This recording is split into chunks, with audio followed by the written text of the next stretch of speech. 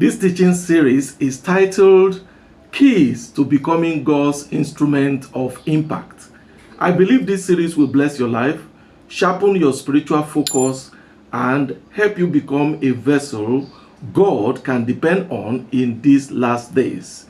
Today we begin with the topic, the call to become God's instrument of impact and influence. Now, let's read our key scriptures. The first one is Ezekiel 22 verse 30 and Isaiah 6:8, which reads, "So I sought for a man among them who would make a wall and stand in the gap before me on behalf of the land, that I should not destroy it, but I found no one." Isaiah 6:8 says, "Also I heard the voice of the Lord saying, Whom shall I send, and who will go for us?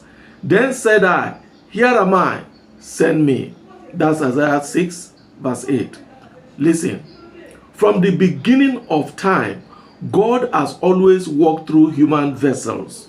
When he wanted to save the world, he looked for a man named Noah. When he wanted to deliver Israel, he found Moses. When he wanted to birth revival, he raised Elijah.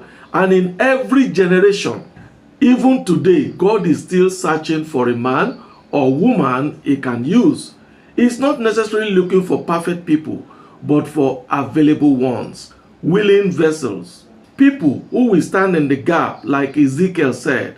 People who will say like Isaiah, "Lord, here am I, send me." Friends, God's greatest need on earth is not resources, it's men and women he can trust. Listen, the harvest field is wide, but the laborers are few. There are vacancies in the vineyard of God, positions waiting to be filled, souls waiting to be saved, communities waiting to be transformed, nations waiting to hear the gospel of the kingdom. But sadly, many believers have become spectators instead of participants. Jesus said in Matthew 9 verse 37 and 38, "The harvest truly is plenteous, but the laborers are few. Pray therefore the Lord of the harvest that he will send forth laborers into his harvest."